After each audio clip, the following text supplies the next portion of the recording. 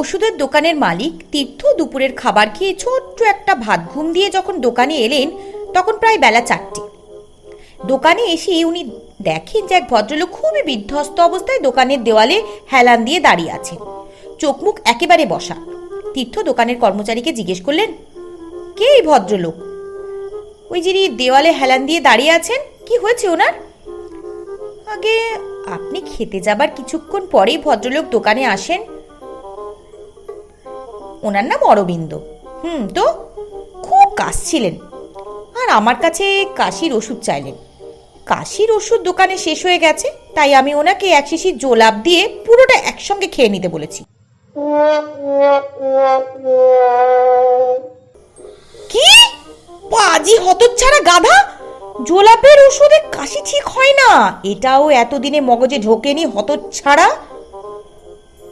আগে কেন ঠিক হবে না মালিক? আমি ওনাকে 2 ঘন্টা ধরে সমানে লক্ষ্য করছি যে ওষুধ খাবার পর উনি কিন্তু কাশতে ভয় পাচ্ছে।